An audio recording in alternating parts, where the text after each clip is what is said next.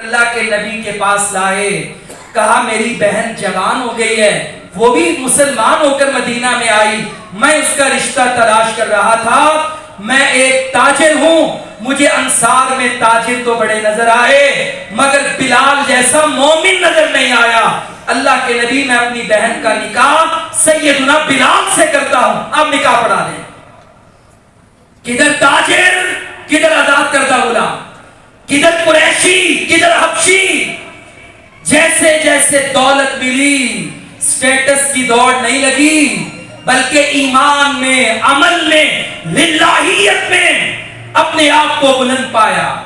اور آخر میں حضرت عبد الرحمن بن عوف کا یہ بھی واقعہ صحیح بخاری میں ہے کہ جس سے تقوی کی جھلک نظر آتی ہے کہ آپ نے ایک دن نفلی روزہ رکھا، سوموار یا جمعرات کا۔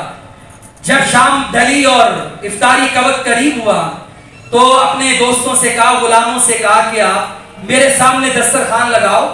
انہوں نے دسترخوان لگایا، شوربہ، روٹیاں، گوشت، جتنی بھی آئٹمز تھی بلا کر ان کے سامنے رکھی اور سریب بنا دی۔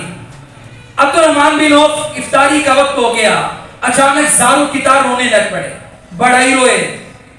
قریب بیٹھنے والے آپ کے غلام بھی آپ دیدہ ہو گئے۔ آپ کے بچوں نے پوچھا کہ حضرت آپ روتے کیوں ہیں؟ کہا مجھے آج غزوہ احد یاد آ گیا، مجھے وہاں پہ مصعب بن عمیر یاد آیا۔ کبھی ہم پہ یہ بھی غربت کا زمانہ تھا کہ اسے کفن کی چادر دینے کے لیے اگر سر پہ کفن ڈالتے تو پاؤں ننگے ہوتے۔